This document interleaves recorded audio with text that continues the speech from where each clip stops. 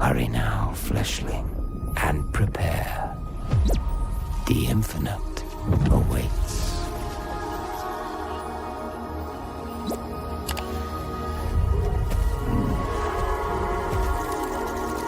I think players are going to really like the storied realms, and so we'd like to build more storied realms.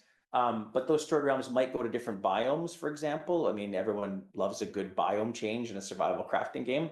So taking them to future biomes and you know, whatever those might be, fantastical, difficult to survive in places would be really cool. Maybe the Arctic, maybe jungle, maybe a volcano setting, something like that. And then I think the other thing we want to do is we want to try a creative mode. So we want to get into being able to just have fun and play with the building system and enjoy all of the freedom that comes with the creative mode, and then, you know, ideally show off what you've built and share what you've built to other players to inspire them and to get them excited about your accomplishments and your creativity.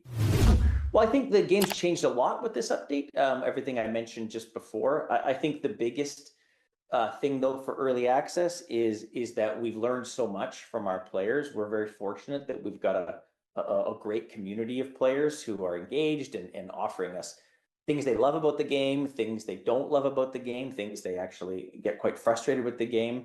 And so this Realms Rebuilt update was our chance to really listen to that and understand that very deeply, and then have our developers understand that as well and build plans to improve and attack those areas with a lot of effort. And so that's been really the goal for these past 3-ish months, is just to, after digesting all that feedback and all that all those notes and things, commentary from players, trying their best to build an update that went after all those things. And that's what Realms Rebuilt is. It tackles so much of what players have said they want to see improved in Nightingale, without losing or sacrificing, I think, what is core to the fantasy of Nightingale, which is this: you play a realm walker who travels through these amazing, fantastical realms with magic and mystery and adventure.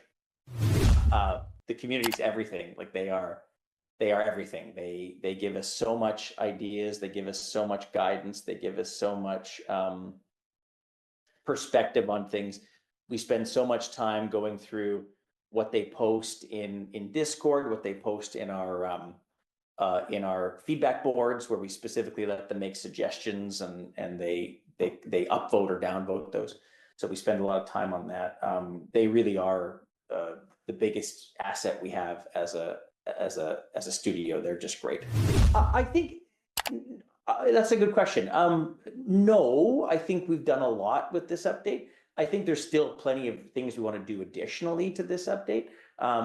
You know, I guess, you know, some things about inventory management I still think need to be improved or could be improved in the game.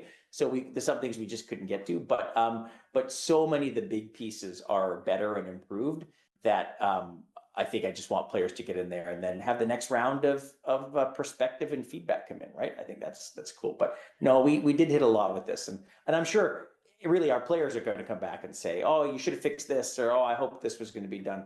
I don't think that'll be much, but if it is, then we'll be ready to tackle that in future updates to the best of our abilities. We did take a lot of inspiration from a book from about 15 years ago now called Jonathan Strange and Mr. Norrell, which was a contemporary fantasy book about magic re-emerging thanks to the Fae and these two wizards who ultimately have to understand magic and use it to help save the world. So that was a big inspiration. Nowadays, though, Nightingale's taken on a mind of its own and a life of its own. And so really we play the game a lot, and then we ask ourselves, where do we think this should go? And then it's our fans who give us a lot of inspiration and a lot of help in understanding and deciding where it could go beyond that. So Nightingale is a rich enough universe now, especially with this 0.5 Realms Rebuilt update, that you get a lot of inspiration just playing it, and you'll go somewhere and say, oh, I wish I could go do this. I wish I could go to this place. This looks really cool. I wish I could do more here, right? And that becomes a lot of the inspiration for the next updates. Mention it briefly, but yeah, like I think with creative mode we want to keep refining and evolving that system so that, you know, build limits would ideally be infinite. There'd be no limit to what you could build, because that just means creativity is then unlimited, or nearly unlimited. So yeah, I think that's another thing we'd want to keep expanding and growing. I think my favorite point in this update, and it's a bit early, so you know, I don't want to sound like it's the best part of the update, but actually, no, there's one where there's a storied realm you go to about a third of the way through your adventures called Welkin's Reach, and you emerge from this one spot, and it's just what you see in the vista you see is just amazing, and you go, oh my God, where am I? And that's something we failed to capture in earlier parts of Nightingale. You know, you'd feel like, oh, I'm in a magical forest, okay, and then you say, oh, I'm in another magical forest, okay, I'm in another magical forest. And what you see at Welkin's Reach is far more dramatic and far more awe-inspiring than we've been able to achieve before. And I think that's going to really, really excite players.